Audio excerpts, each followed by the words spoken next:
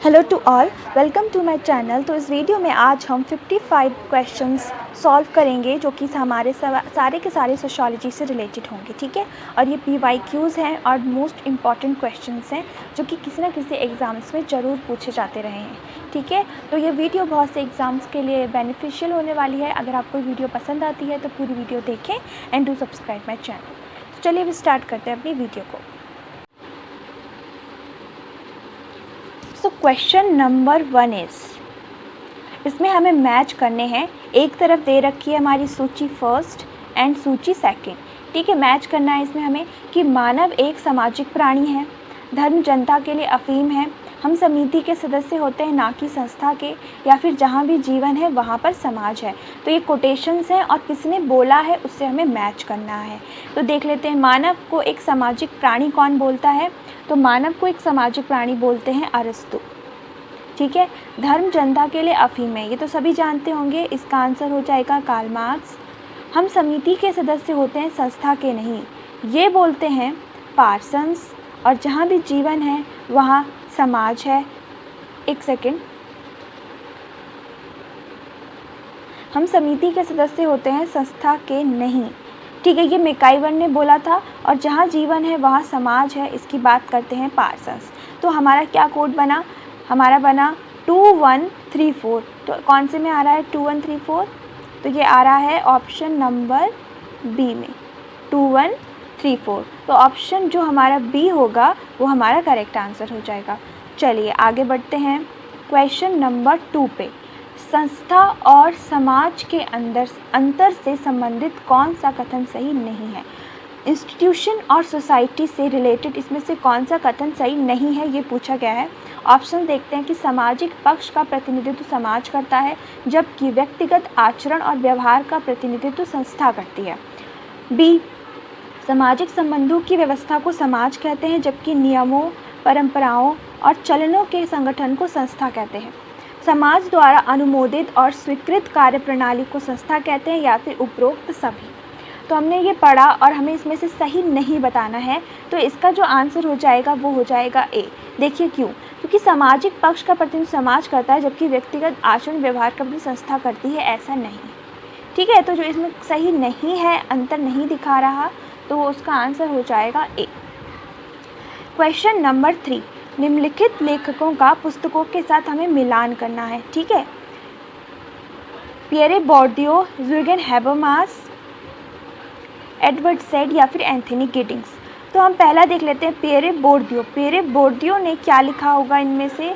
तो बोर्डियो ने जो लिखा है वो लिखा है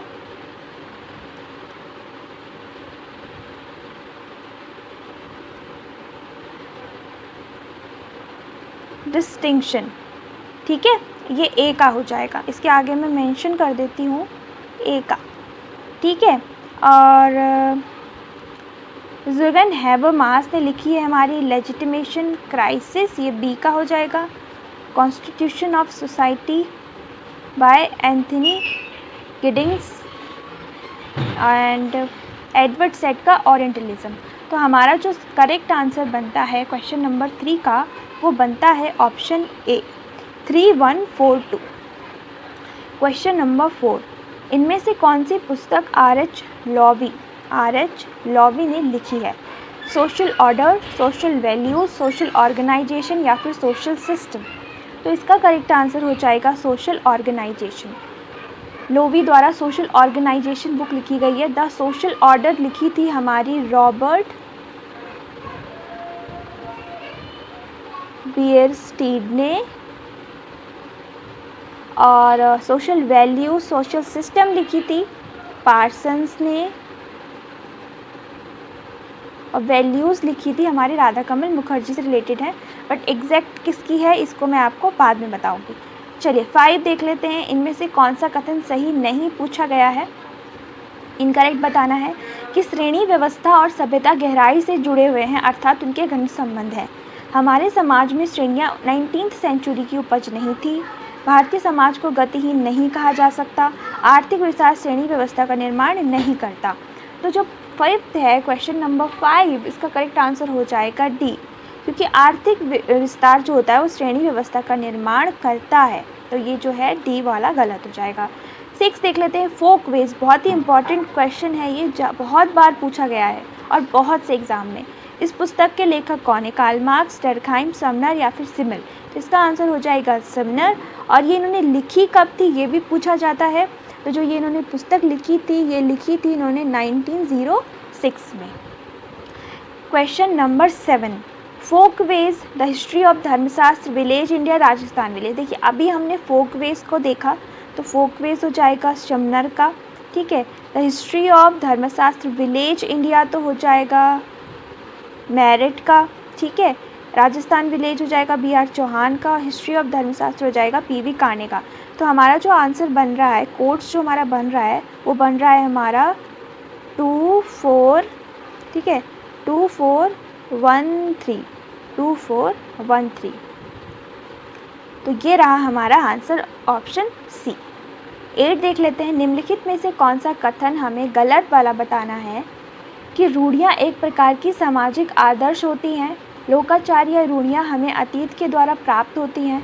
रूढ़ियाँ समूह के लिए आवश्यक होने के साथ स्वाभाविक भी होती हैं, या फिर रूढ़ियाँ समाज द्वारा अमान्य होती हैं। हमें गलत वाला बताना है, तो इसका आंसर हो जाएगा डी, अमान्य नहीं होती, ठीक है। 9 देख लेते हैं, आधुनिक सभ्य समाजों में धर्म और नैतिकता के सापेक्षिक महत्व का संकेत कौन सा कथन करता है? मतलब जो कि हमारे रिलीजन और हमारी मॉरलिटी से रिलेटेड है, जो कि आधुनिक सभ्य समाजों से हमें सापेक्ष दिखाता है कि समाज के सभी क्षेत्रों में धर्म की अपेक्षा नैतिकता अधिक है, या फिर धर्म और नैतिकता समान है, या फिर नैतिकता विरोधी धार्मिक विश्वासों या अभ्यासों को बर्दाश्त करती है, या फिर कानून, सामाजिक नीति, अर्थनीति और राजनीति सभी नैतिकता को नगण्य समझा जाता है। क्वेश्चन थोड़ा ट्रिकी है, इसे समझने की ज़रूरत है। तो इसका डी हो जाएगा। देखिए कैसे, कानून, समाज नीति, अर्थनीति, राजनीति, ये सारे के सारे जो आ जाते हैं, सारे के सारे जो हैं वो हमारे नैतिकता को नगण्य समझाता है। क्योंकि इसमें क्या होता है, ये सारे हमारे क्या होते हैं, ये हमारे जो भी लॉ है, हमारी जितनी भी तरह की पॉलिटिक्स है, इसमें हम मॉरलिटी नहीं रख सकते, ठीक है। हम कुछ रूल्स एंड रेगुलेशंस बनाते हैं, मॉडर्न सोसाइटी में ऐसा माना गया है। चलिए 10 देख लेते हैं, जनरीतियों का समाज में क्या महत्व है? जनरीतियाँ जो होती हैं वो आचरण करने की मान्यता प्राप्त रीतियाँ हैं। उनके द्वारा व्यक्ति आसानी से व्यवहार करना सीखते हैं, या फिर इनके आधार पर मानव व्यवहार का सही अनुमान लगा सकते हैं, या फिर ये सभी के सभी। तो आंसर हो जाएगा डी, ठीक है। ये जो सारे के सारे ऑप्शंस हैं ये ऑल आर करेक्ट। 11 देखते हैं, फिर हमें इनमें से जो इनकरेक्ट है स्टेटमेंट उसको चुनना है। ऑप्शंस देखें, प्रथाएं जनरीतियों की अपेक्षा अधिक स्थायी और शक्तिशाली होती हैं। जब दो संस्कृतियों के लोग परस्पर मिलते हैं और दोनों ही संस्कृति अपनी संस्कृति को श्रेष्ठ और दूसरी की संस्कृति को हीन बताते हैं, तो इससे राजनीतिक संघर्ष पैदा होता है। आगे देखते हैं,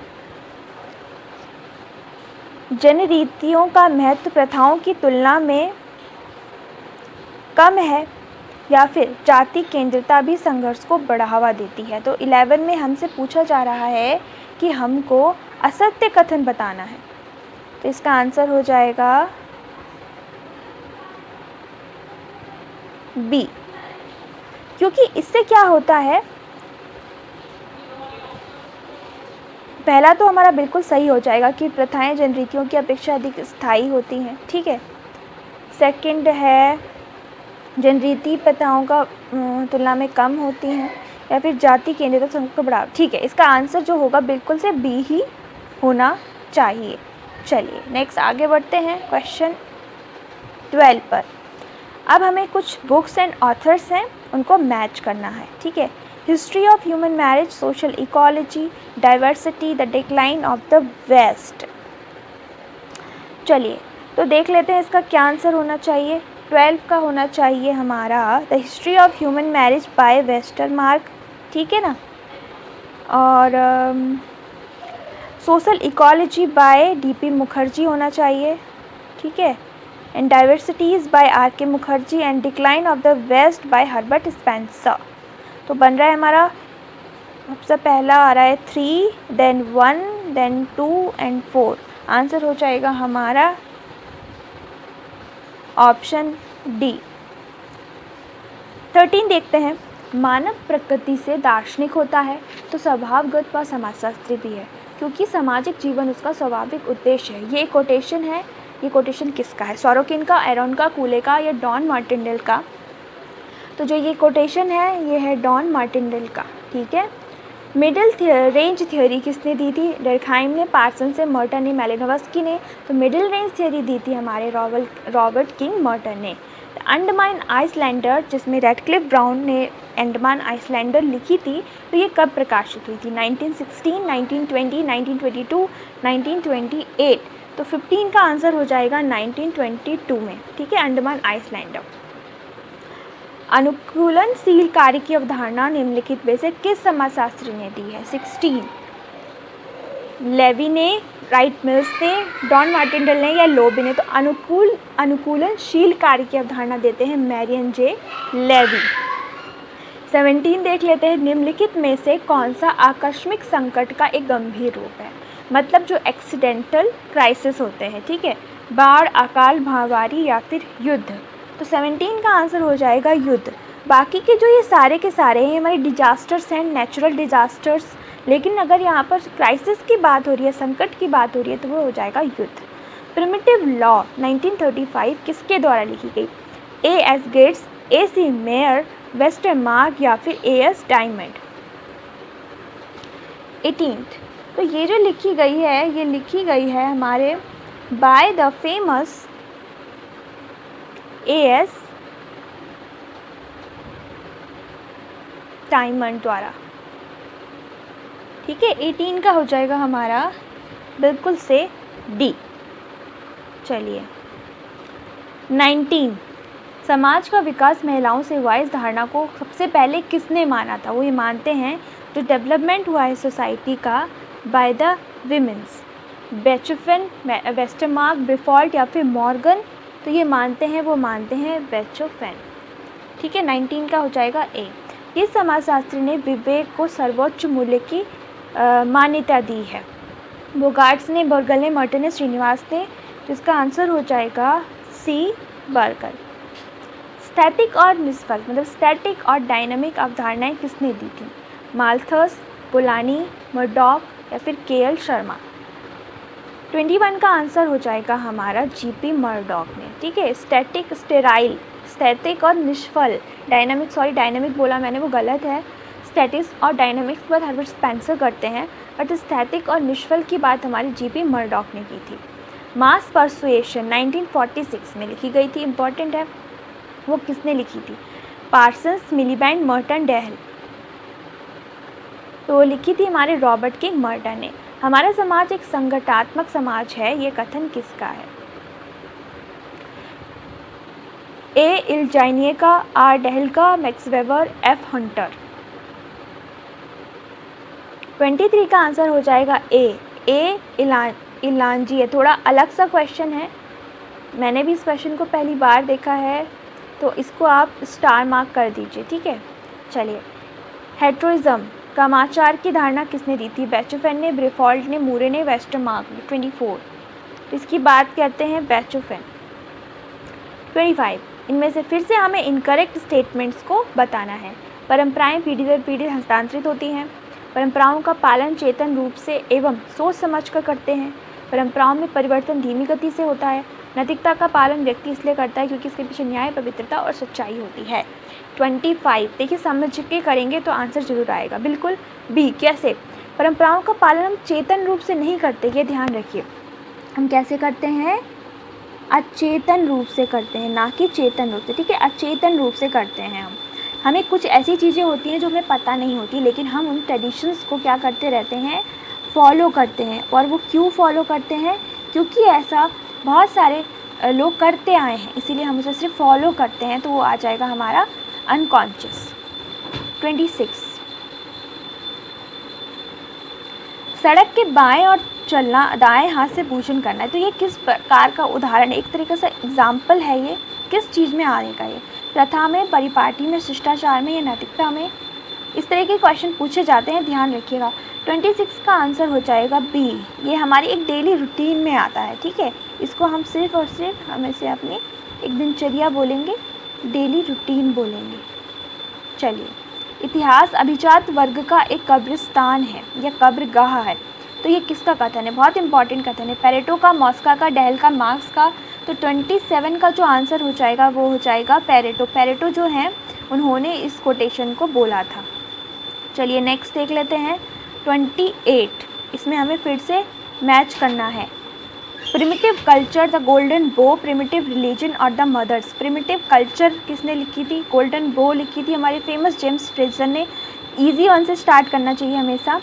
और प्रिमिटिव कल्चर लिखी थी हमारे टाइलर ने। 4-3 देखिए हमें आंसर मिल चुका है, 4-3-2-1।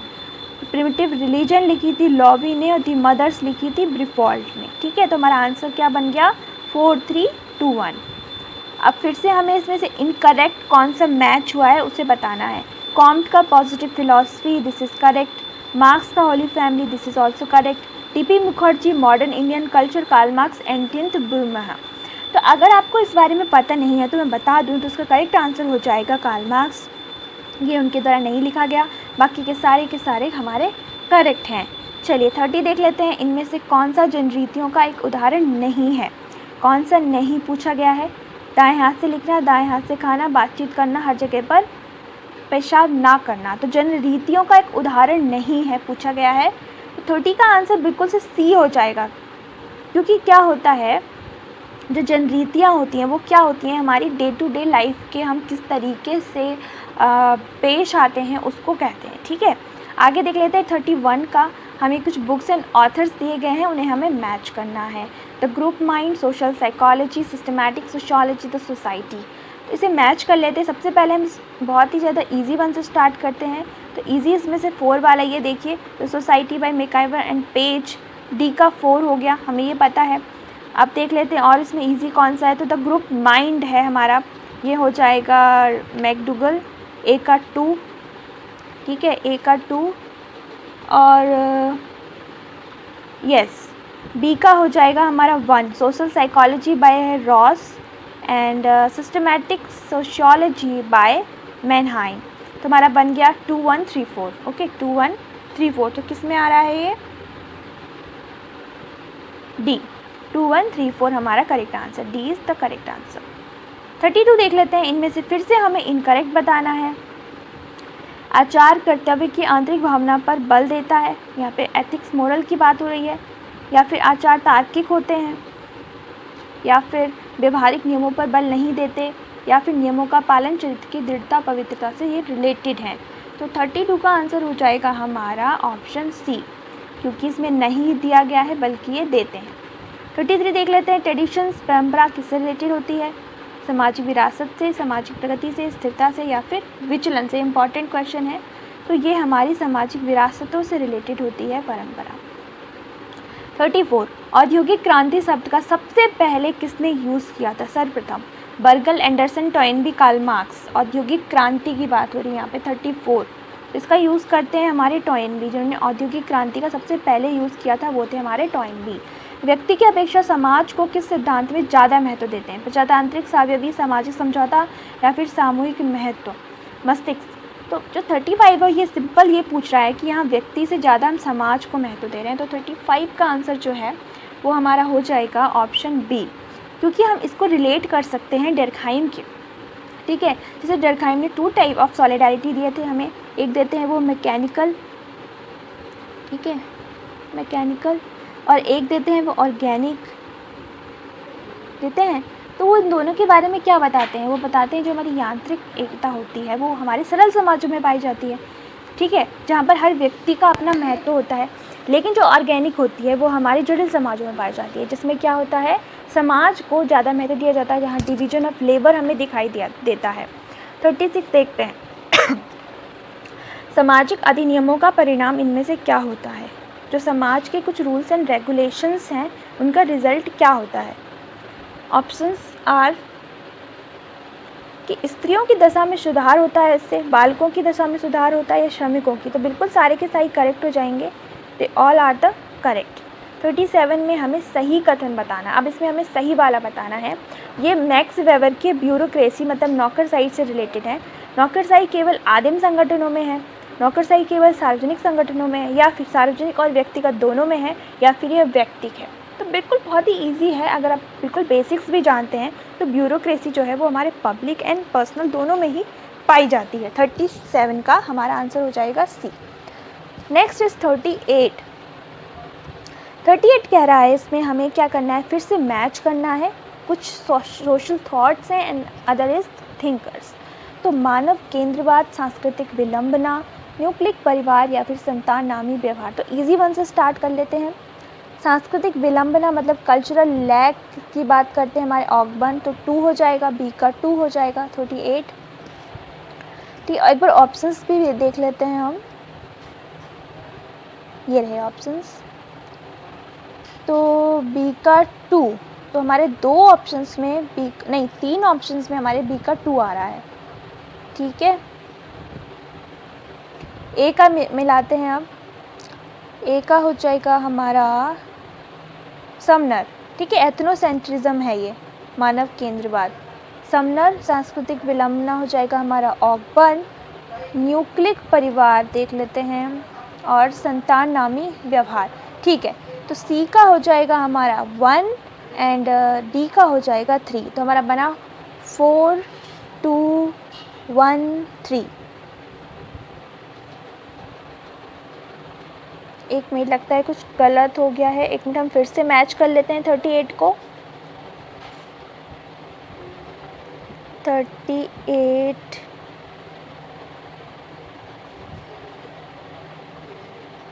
इसमें कोड्स कुछ गलत दे रखे हैं जैसे मुझे लग रहा है। कोड्स में कुछ गलती है, देखिए इसमें 2 बार 2 दे दिया है। ओके, चलिए इस क्वेश्चन को हम अभी होल्ड पे रखते हैं, नेक्स्ट पे चलते हैं। 39 इनमें से पूछ रहा है कि इसमें से हमें करेक्ट स्टेटमेंट बताना है कि राज्य से पूर्व व्यवहार के नियम थे, कानून के अस्तित्व ने राज्य के निर्माण को आवश्यक बना दिया था, या फिर सभी लॉज अच्छे होते हैं, या फिर कानून व्यक्ति के व्यवहार को नियमित करते हैं। ये पूछ रहे हैं हमारे रूल्स एंड स्टेट से रिलेटेड क्वेश्चन है। तो इसमें हमें जो करेक्ट आंसर बताना था, तो इसका आंसर होना चाहिए डी,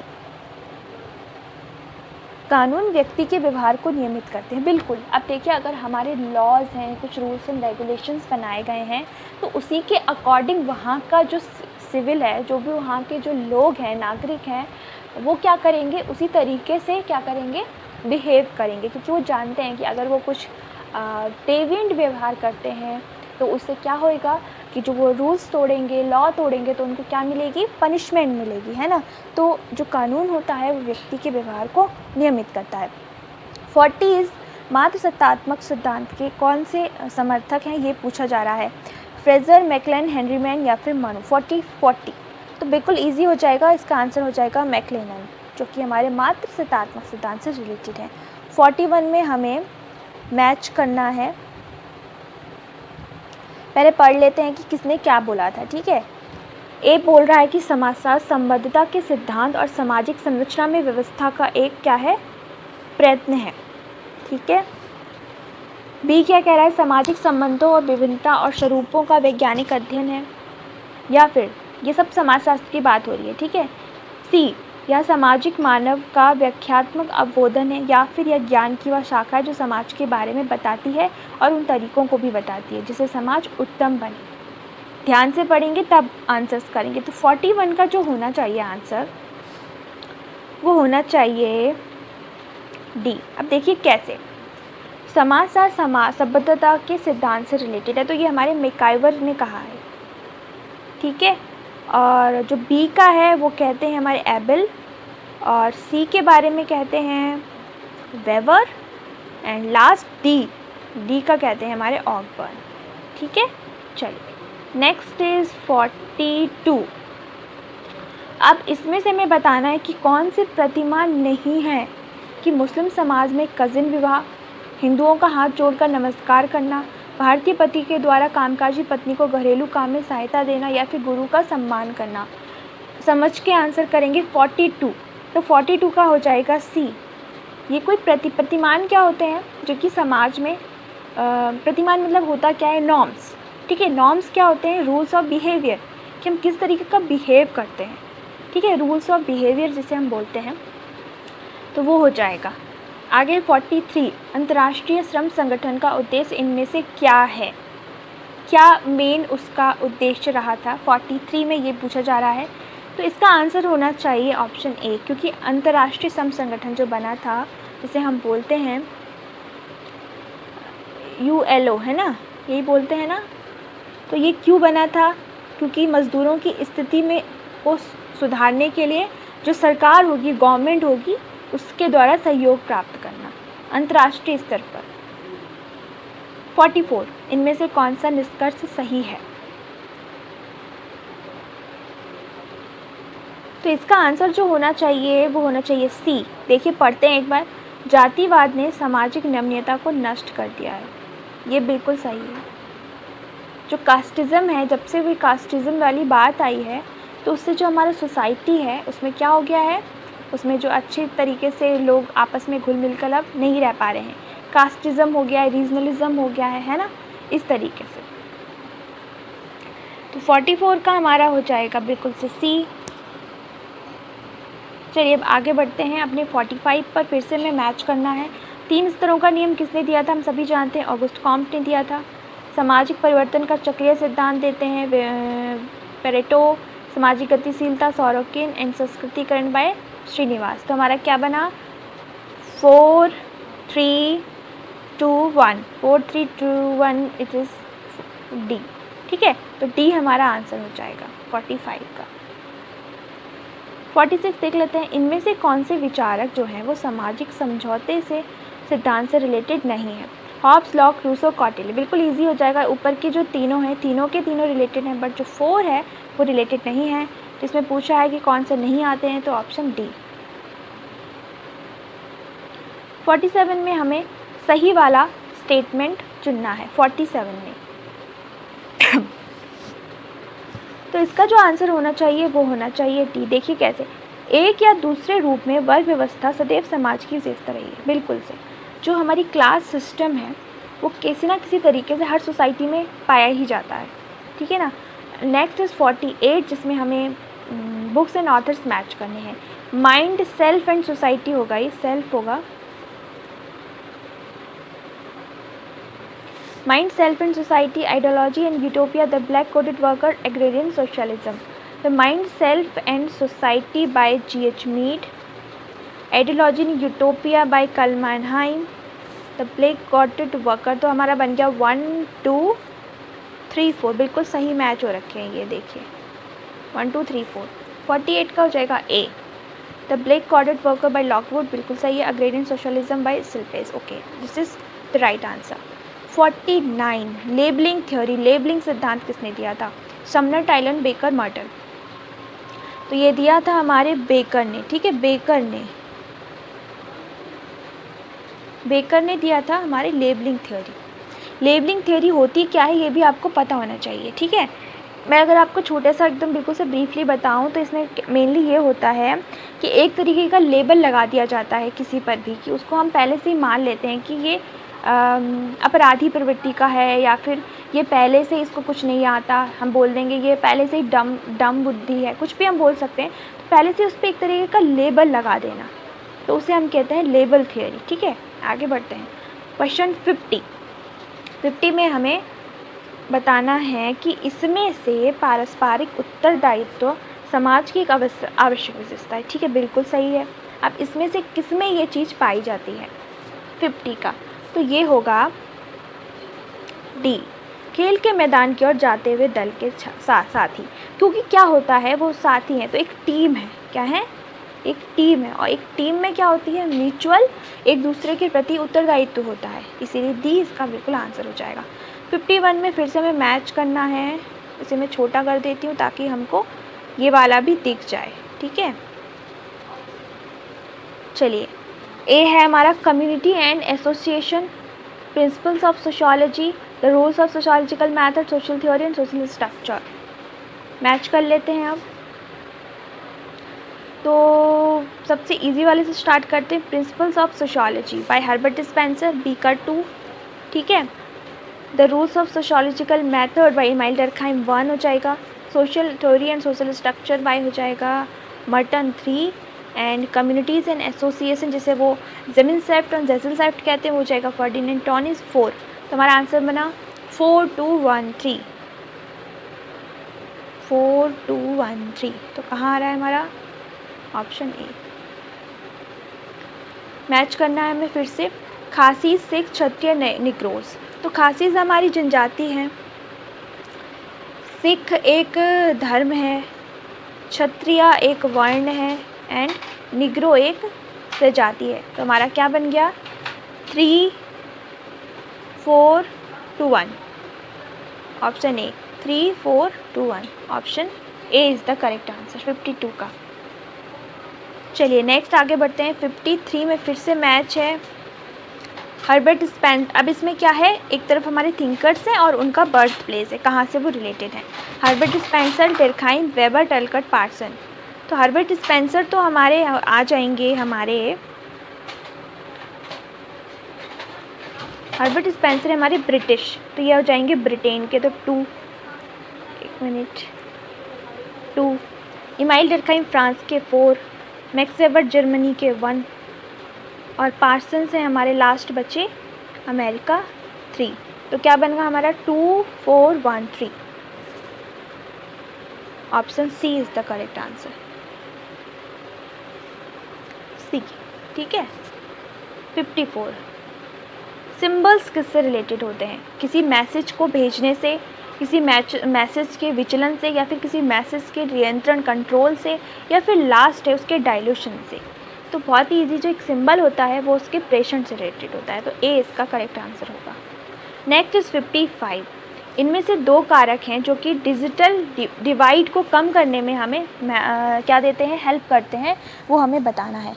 वो कौन सा हो जाएगा।